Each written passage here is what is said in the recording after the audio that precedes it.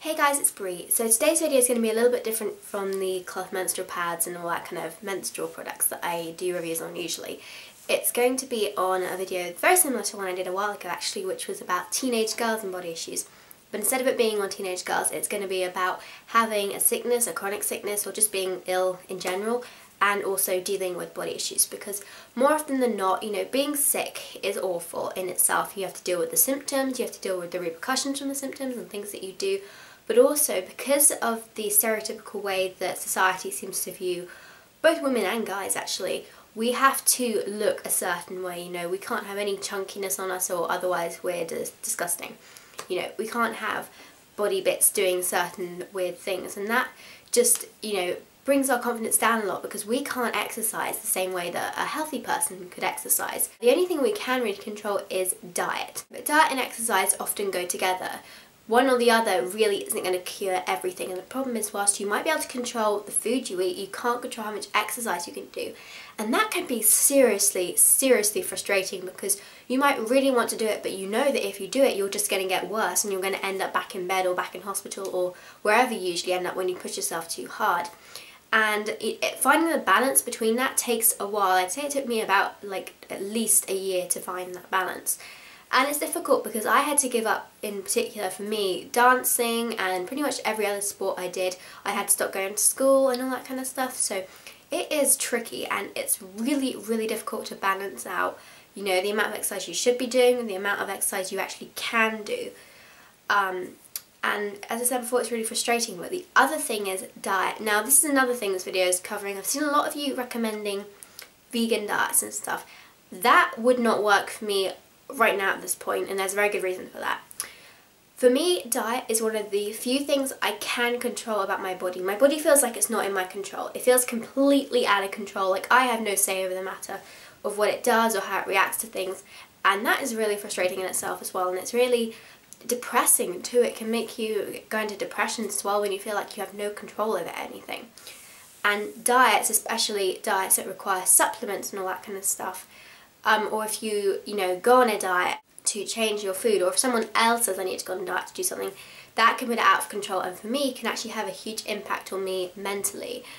On my last diet was a disaster. Well, I say diet, it's not really it's a change of diet really. I stopped eating gluten and dairy after I visited dietitians in May last year, I think it was. Yeah, I think it was May. And she effectively said to me that I had to stop eating gluten and dairy because there's some tests that came back and all that kind of stuff.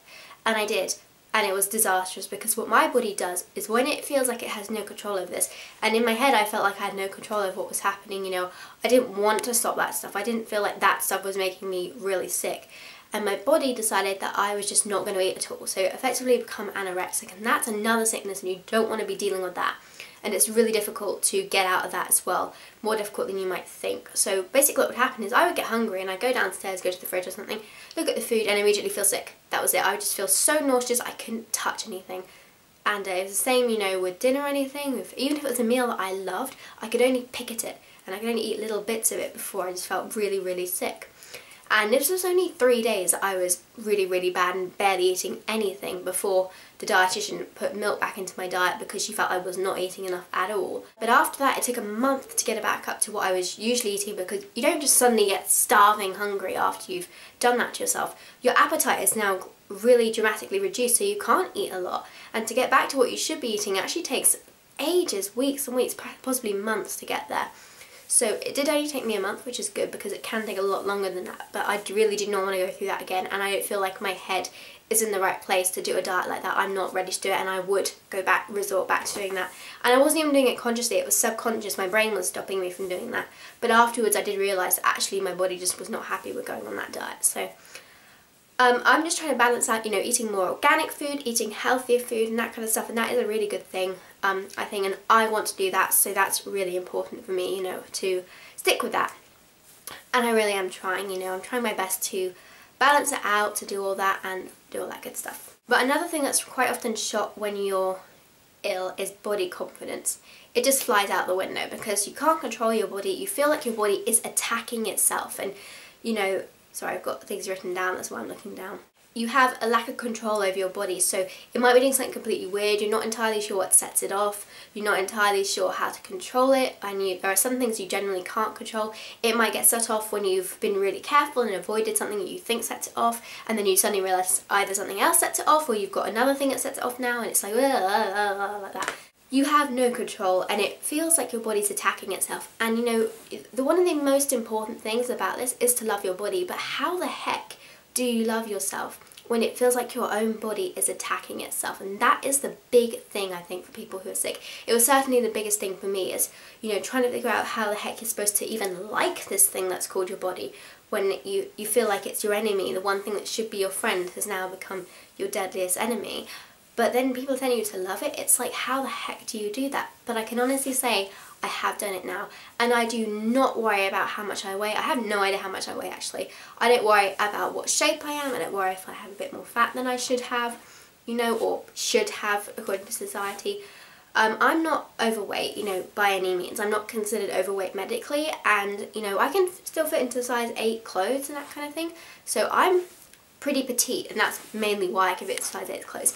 But my biggest worry for me, body-wise, is my thighs. They're quite big and I've always been conscious of that. But the thing to think about is, what is something good that's come out of that? For me, my thighs were, when I was dancing, they were my powerhouse. I had a lot of strength in my thighs. And that's what I realised, my thighs are just, you know, showcasing my strength in my legs. And that was something that was really difficult, because my legs were actually pretty rubbish in dancing from the waist down. The upper body was really good with presentation and stuff.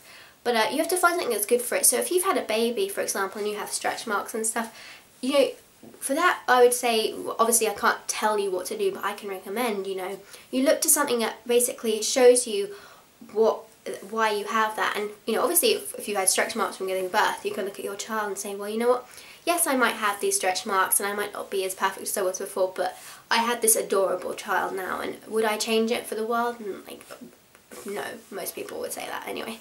Also, your shape can change quite dramatically when you're sick. For example, for me, I lose weight quite a lot, but I can put it back on just as easily. So you have like no control over your metabolism or anything. No one does that anyway. But you know, your body gets big, thin, big, thin, big, thin, big, thin, and it's just like, ugh. So ultimately, guys, if you know someone who is sick, or if you are sick yourself and you know someone else who's sick, probably the best thing to do is, often when you've just become sick, and especially when you've recently found out what you have, you feel very insecure of your body. You haven't had time to adjust to this illness and stuff. And so everything just feels out of your control. There's nothing you can really feel secure or confident about. So the most important thing is, even if you think your friend is stick thin and has the perfect body, she might not think that. And, you know, if she says something about that, you just got to say, well, you know, I think you look great, but I can understand why you would feel that. It's the understanding part, I think, that's really difficult for a lot of people, and if you don't know especially. But, you know, just tell them you think they look great, but you completely understand where they're coming from. And also, it's going to take time. It just takes time to get there. So it took me about a year to get to the point where I am now, where I don't worry about my body, where I can be like, you know, I like this dress looks good on me, and all kind of stuff. It takes time. So I hope this has helped some of you. If you know someone who's sick and you're worrying about how you deal with it, with their body confidence issues, you don't want to offend them, but you think they look great, it is just a case of saying, wow, that looks great on you, I think that top's so nice, you know, I love this. I don't know, you know, I can see why you might be worried about your body with your sickness, but honestly, I can't see a thing about it that, you know, is wrong and that kind of stuff. So yeah, but thanks for watching, guys. Please subscribe and like the video, and I will talk to you later. Bye bye.